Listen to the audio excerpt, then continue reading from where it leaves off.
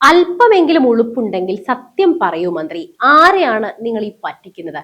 കേരളം സാമ്പത്തികമായി ആത്മഹത്യയുടെ വക്കിലാണെന്ന് ലോകം മുഴുവൻ വിളിച്ചു പറയുമ്പോൾ നിയമസഭയിൽ ചെന്നിരുന്ന് കേരളം ന്യൂ നോർമൽ സൃഷ്ടിച്ചു എന്ന് പറയാൻ എങ്ങനെ സാധിക്കുന്നു?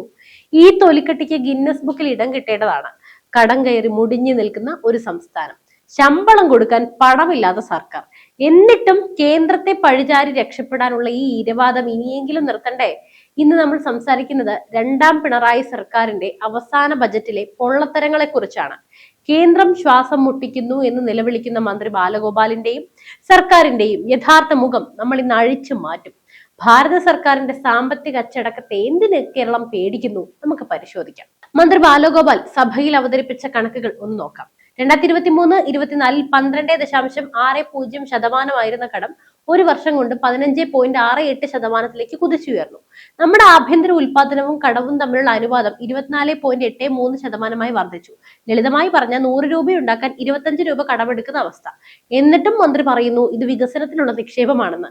എവിടെയാണ് മന്ത്രി ഈ വികസനം? പൊട്ടിപ്പൊളിഞ്ഞ റോഡുകളിലാണോ? അതോ ശമ്പളം കിട്ടാതെ ആത്മഹത്യ ചെയ്യുന്ന ജീവനക്കാരിലാണോ? പണമില്ലാത്തത് കൊണ്ട് മുടങ്ങിക്കിടക്കുന്ന ലൈഫ് മിഷൻ വീടുകളിലാണോ?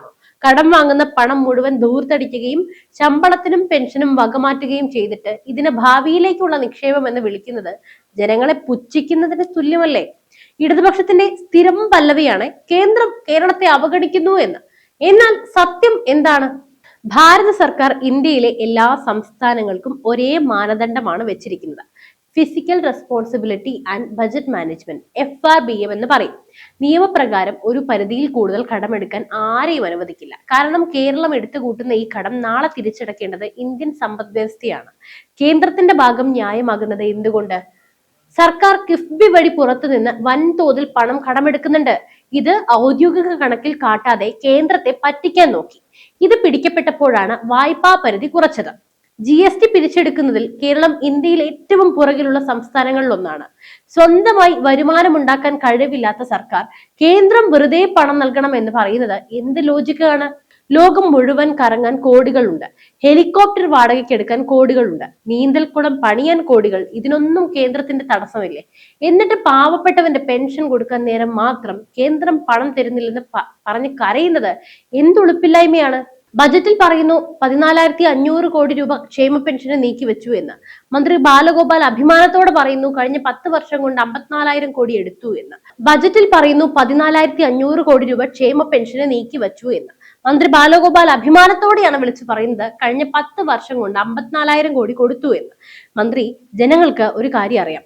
മാസങ്ങളായി മുടങ്ങിക്കിടക്കുന്ന പെൻഷൻ കിട്ടാതെ എത്ര വൃദ്ധരാണ് ഈ നാട്ടിൽ കഷ്ടപ്പെടുന്നത്. മരുന്നിന് പണമില്ലാതെ അവർ തെരുവിൽ ഭിക്ഷ യാചിക്കുമ്പോൾ നിങ്ങൾ ബജറ്റിൽ കണക്കുകൾ നിരത്തുകയാണ്. കേന്ദ്രം തടസ്സങ്ങൾ സൃഷ്ടിക്കുന്നു എന്ന തൊടുന്യായം പറഞ്ഞ് ജനങ്ങളെ പറ്റിക്കാമെന്ന് കരുതരുത്. ഭാരത സർക്കാർ നൽകുന്ന ആനുകൂല്യങ്ങൾ പോലും സ്വന്തം പേരിൽ സ്റ്റിക്കർ ഒട്ടിച്ച് വിതരണം ചെയ്യുന്ന ഈ സർക്കാരിന് കേന്ദ്രത്തെ വിമർശിക്കാൻ എന്ത് അർഹതയാണുള്ളത്? കേന്ദ്രത്തിന്റെ പ്രൊജക്ടിന് പിണറായി വിജയൻ ചിരിച്ചു നിൽക്കുന്ന ഫോട്ടോ കണ്ടു മടുത്തു. ഇന്ന് ലോകം ഉറ്റുനോക്കുന്ന സാമ്പത്തിക ശക്തിയെ ഭാരതം മാറിക്കൊണ്ടിരിക്കുന്നു. ഉത്തർപ്രദേശും ഒഡീഷയും പോലും വ്യവസായ സൗഹൃദ സംസ്ഥാനങ്ങളായി മാറി. വൻതോതിൽ നിക്ഷേപം ആകർഷിക്കുന്നു. എന്നാൽ കേരളത്തിന്റെ അവസ്ഥ എന്താണ്? വ്യവസായികൾ ഇങ്ങോട്ട് വരാൻ പേടിക്കുകയാണ്, ഉള്ളവർ ഓടിപ്പോവുകയാണ്. ഏക വരുമാന മാർഗം ലോട്ടറിയും മദ്യവും. ഇത് ലജ്ജാകരമല്ലേ? മദ്യവിൽപ്പനയിലൂടെ ലഭിക്കുന്ന പണം കൊണ്ട് സർക്കാർ ജീവനക്കാർക്ക് ശമ്പളം കൊടുക്കുന്നതിനെയാണോ നിങ്ങൾ കേരള മോഡൽ എന്ന് വിളിക്കുന്നത്? ഇന്ത്യയിലെ മറ്റ് BJP ഭരിക്കുന്ന സംസ്ഥാനങ്ങൾ സാമ്പത്തിക അച്ചടക്കത്തോടെ മുന്നോട്ട് പോകുമ്പോൾ കേരളം മാത്രം എന്തുകൊണ്ടാണ് എപ്പോഴും കടം കടം എന്ന് പറഞ്ഞുകൊണ്ട് നിലവിളിക്കുന്നത്? സർക്കാർ ജീവനക്കാരുടെ DA കുടിശ്ശിക തീർക്കുമെന്ന് ബജറ്റിൽ ഒരു വെടിപൊട്ടിച്ചിട്ടുണ്ട്. ഇത് കേട്ട് ആരും തുള്ളിച്ചാടണ്ട. പണമില്ലാത്ത ഖജനാവ് വെച്ച് ഇത് എങ്ങനെ നടപ്പിലാക്കും? ഇലക്ഷൻ മുന്നിൽ കണ്ട് ജീവനക്കാരെ പറ്റിക്കാനുള്ള മറ്റൊരു അടവ് മാത്രമാണിത്. DA കൊടുക്കാതെയും ആനുകൂല്യങ്ങൾ പിടിച്ചുവെച്ചും ജീവനക്കാരെ ദ്രോഹിച്ച മറ്റൊരു സർക്കാർ കേരള ചരിത്രത്തിൽ ഉണ്ടായിട്ടില്ല. എന്നിട്ട് സാമൂഹിക സുരക്ഷ പ്രതിബദ്ധതയെ കുറിച്ച് പ്രസംഗിക്കാൻ ഇവർക്ക് ലേശമെങ്കിലും ഉളുപ്പ് വേണ്ടേ? നികുതിദായകർക്ക് പുരസ്കാരം നൽകാൻ 5 കോടി മാറ്റിവെച്ചത്രേ. സാധാരണക്കാരന്റെ പെട്രോളിനും ഡീസലിനും വെള്ളത്തിനും നികുതി കൂട്ടി ശ്വാസം മുട്ടിച്ചിട്ട് അവസാനം പുരസ്കാരം നൽകി ആശ്വസിപ്പിക്കുന്നത് കൊലക്കയറിന് മുകളിൽ ചന്ദനക്കുറി തൊടുവിക്കുന്നത് പോലെയാണ്. കേന്ദ്ര സർക്കാർ നികുതി കുറയ്ക്കുമ്പോൾ കേരളം മാത്രം അത് കുറയ്ക്കില്ലെന്ന് വാശി പിടിക്കുന്നുണ്ട്. എന്നിട്ട് കുറ്റം മുഴുവൻ നരേന്ദ്രമോദി സർക്കാരിനും. ഇത് ശുദ്ധ തെമ്മാടിത്തരം എന്നല്ലാണ്ട് വേറെ എന്താണ് ഇതിനൊക്കെ പേരിട്ട് വിളിക്കേണ്ടത്? നമ്മൾ ചിന്തിക്കേണ്ട സമയമായി. ഈ സർക്കാർ അവതരിപ്പിച്ചത് ഒരു സ്വപ്ന ബജറ്റോ പ്രായോഗിക ബജറ്റോ അല്ല, മറിച്ച് കടം വാങ്ങി മുടിഞ്ഞ ഒരു നാടിന്റെ മരണപത്രമാണ്. കേന്ദ്രം പണം തടയുന്നു എന്ന നുണ പറഞ്ഞ് എത്ര കാലം ഇവർക്ക് പിടിച്ചു നിൽക്കാനാകും? ഭാരത സർക്കാർ ഡിജിറ്റൽ ഇന്ത്യയെക്കുറിച്ചും അടിസ്ഥാന സൗകര്യ വികസനത്തെക്കുറിച്ചും സംസാരിക്കുമ്പോൾ നമ്മുടെ മന്ത്രി സംസാരിക്കുന്നത് കടം വാങ്ങാനുള്ള പരിധി കൂട്ടിത്തരൂ എന്നാണ്. ഭിക്ഷാടനം ഒരു വികസന മാതൃകയാക്കി മാറ്റിയ ഏക ധനമന്ത്രി ബാലഗോപാൽ മാത്രമായിരിക്കും. ഇത്രയും കാലം കേന്ദ്രത്തെ പഴിചാരി സ്വന്തം കഴിവുകേട് മറച്ചുവെച്ച ഈ സർക്കാരിനെ ഇനിയും നമ്മൾ വിശ്വസിക്കണമെന്നാണ് നിങ്ങൾ പറയുന്നത്? നിങ്ങൾ പറഞ്ഞത് ശരിയാണ്. കേരളം ന്യൂ നോർമൽ സൃഷ്ടിച്ചിരിക്കുന്നു. കടം വാങ്ങുന്നതും കേന്ദ്രത്തെ ചീത്ത പറയുന്നതും ജനങ്ങളെ പറ്റിക്കുന്നതും ഒരു നോർമൽ കാര്യമായി നിങ്ങൾ മാറ്റിയിരിക്കുന്നു. പക്ഷെ ഒരു കാര്യം ഓർക്കുക, ജനങ്ങളെല്ലാം ഇത് കാണുന്നുണ്ട്. കണക്കിലെ കളികൾ കൊണ്ട് വിശക്കുന്ന വയറിനെ തൃപ്തിപ്പെടുത്താനാകില്ല. ഭാരത സർക്കാരിന്റെ ശക്തമായ സാമ്പത്തിക നയങ്ങൾക്കൊപ്പം നിൽക്കാതെ വിനാശകരമായ ഈ പാതയിലൂടെ മുന്നോട്ട് പോയാൽ കേരളം ഒരു ശ്രീലങ്കയായി മാറാൻ അധിക കാലമൊന്നും വേണ്ട. അതുകൊണ്ട് ഇനിയെങ്കിലും കേന്ദ്രത്തെ കുറ്റം പറയുന്ന പരിപാടി നിർത്തി ലേശം ഉളുപ്പോടെയൊക്കെ ഭരണം നടത്താനൊന്ന് നോക്കൂ. പിന്നെ നമ്മൾ ഒരു കാര്യം പച്ചയായി തുറന്നു പറയേണ്ടതുണ്ട്. ഇന്ന് കേരളത്തിലെ ജനങ്ങൾ പട്ടിണിയില്ലാതെ കഴിയുന്നുണ്ടെങ്കിൽ, ഇവിടെ വികസനത്തിന്റെ പേരിൽ എന്തെങ്കിലുമൊക്കെ നടക്കുന്നുണ്ടെങ്കിൽ അതിനൊരേ ഒരു കാരണം മാത്രമേ ഉള്ളൂ. അത് കേന്ദ്രത്തിലെ BJP സർക്കാരിന്റെ ശക്തമായ നിലപാടുകളും കരുതലുമാണ്. കടം വാങ്ങി മുടിഞ്ഞ് ഖജനാവ് പണ്ടേ ശൂന്യമായി ഈ സംസ്ഥാനം ഇന്ന് ശ്വസിക്കുന്നത് ഡൽഹിയിൽ നിന്നുള്ള ഓക്സിജൻ സിലിണ്ടർ ഉള്ളത് കൊണ്ടാണ്. അതായത് അവിടെ നിന്ന് കിട്ടുന്ന പണം കൊണ്ട്. എന്നിട്ടാണ് ഇവിടുത്തെ മന്ത്രിമാർ വായ തുറന്നാൽ കേന്ദ്രത്തെ കുറ്റം പറയുന്നത്. ഇതിനെയാണ് തിന്ന ചോറിന് നന്ദിയില്ലാത്ത അവസ്ഥ എന്ന് പറയുന്നത്. ഇന്ത്യയുടെ പ്രധാനമന്ത്രി നരേന്ദ്രമോദി നടപ്പിലാക്കുന്ന വിപ്ലവകരമായ പദ്ധതികൾ ഇവിടെ ഇല്ലായിരുന്നുവെങ്കിൽ കേരളം എന്നേ തകർന്നു പോയേനെ. നിങ്ങൾ ജസ്റ്റ് ഒന്ന് ചിന്തിച്ചു നോക്കൂ. കൊറോണ കാലത്ത് കേന്ദ്രം നൽകിയ സൗജന്യ റേഷൻ ഇല്ലായിരുന്നുവെങ്കിൽ ഇവിടെ എത്ര പേർ പട്ടിണി കിടന്ന് മരിക്കുമായിരുന്നു? ആ റേഷൻ കിറ്റിൽ സ്വന്തം പടം വെച്ച് ഒട്ടിച്ച് വിതരണം ചെയ്തതല്ലാതെ പിണറായി സർക്കാരിന് ഇതിൽ എന്ത് പങ്കാണുള്ളത്? ഇന്ന് കേരളത്തിലെ പാവപ്പെട്ടവർക്ക് കിട്ടുന്ന സൗജന്യ ചികിത്സാ സഹായമായാലും, കിസാൻ സമ്മാൻ നിധി വഴിയുള്ള കർഷകന്റെ വരുമാനമായാലും, ജൽജീവൻ മിഷൻ വഴി വീട്ടുമുറ്റത്തെത്തുന്ന കുടിവെള്ളമായാലും, ഇതിന്റെ എല്ലാം പിന്നിൽ കേന്ദ്രത്തിന്റെ പണമാണ്. സംസ്ഥാനം ചെയ്യുന്നത് ഇതിലൊക്കെ സ്വന്തം പേര് വെട്ടി ഒട്ടിക്കുന്ന സ്റ്റിക്കർ മാത്രം. അവിടെ പിണറായി വിജയന്റെ ഫോട്ടോ ഒട്ടിച്ച് ചിരിച്ചു നിൽക്കുന്ന ഒരു രാഷ്ട്രീയം.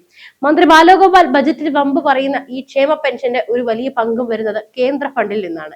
എന്നിട്ടും ജനങ്ങളുടെ കണ്ണിൽ പൊടിയിടാനായി കേന്ദ്ര വിഹിതം വെട്ടിക്കുറയ്ക്കുന്നുവെന്ന് കള്ളം പ്രചരിപ്പിക്കുന്നു. സത്യത്തിൽ കേരളം ചോദിക്കുന്നതെല്ലാം വാരിക്കോരി കൊടുക്കാൻ കേന്ദ്രം ഇതൊരു പണവച്ചടിക്കുന്ന യന്ത്രമൊന്നുമല്ല.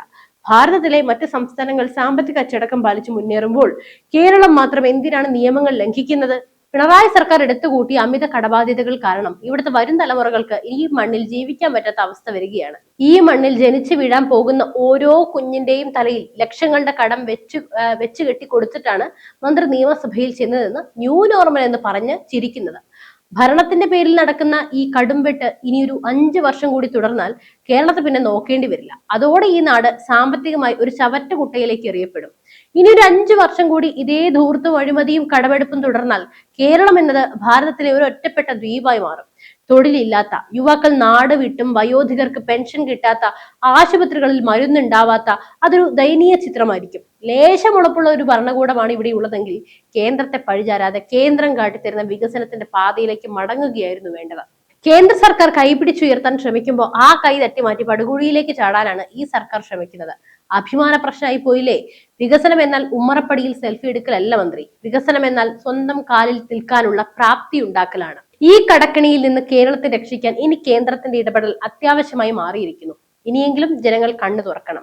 നമ്മൾ കാണുന്ന ഈ തിളക്കം വെറും മിഥ്യയാണ്. ഇതിന്റെ ഉള്ളിൽ വലിയൊരു കൊള്ള നടക്കുന്നുണ്ട്. കേരളത്തിലെ തനത് വരുമാനം വർദ്ധിപ്പിക്കാൻ ഒരു പദ്ധതിയുമില്ലാത്ത ഈ ബജറ്റ് വെറും ജലരേഖയാണ്. ഭാരതത്തിന്റെ വളർച്ചാ കുതിപ്പിൽ കേരളം പങ്കുചേരണമെങ്കിൽ കേന്ദ്രവിരുദ്ധ രാഷ്ട്രീയം വിട്ട് വികസനത്തിന്റെ രാഷ്ട്രീയം സംസാരിക്കാൻ ഇവർ തയ്യാറാകണം. അല്ലാത്ത പക്ഷം ഇനി ഒരു 5 വർഷം കൂടി ഈ ഭരണം തുടർന്നാൽ കേരളത്തിന്റെ അന്ത്യം കുറിക്കാൻ വേറെ ആരും വരേണ്ടതില്ല. ഈ തൊലിക്കെട്ടി രാഷ്ട്രീയം കൊണ്ട് ഒരു നാടിനെ മുഴുവൻ ആത്മഹത്യയിലേക്ക് തള്ളിവിടുന്ന ഈ മന്ത്രിമാരോട് ചരിത്രം ഒരിക്കലും പൊറുക്കില്ല.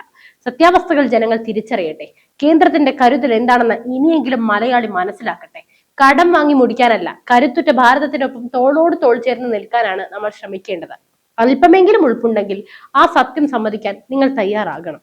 എന്തായാലും ബാലഗോപാലിന്റെ ഈ ബജറ്റ് കണ്ട് നിങ്ങൾക്ക് എന്ത് തോന്നുന്നു? അദ്ദേഹത്തിന്റെ അഭിപ്രായങ്ങൾ കണ്ട്, പ്രതികരണം കണ്ട് നിങ്ങൾക്ക് എന്താണ് പറയാനുള്ളത്? തീർച്ചയായും നിങ്ങളുടെ അഭിപ്രായങ്ങൾ താഴെ കമന്റ് ചെയ്യൂ. മറ്റൊരു വാർത്തയും വിഷയമായി വീണ്ടും എത്തും വരെ നന്ദി.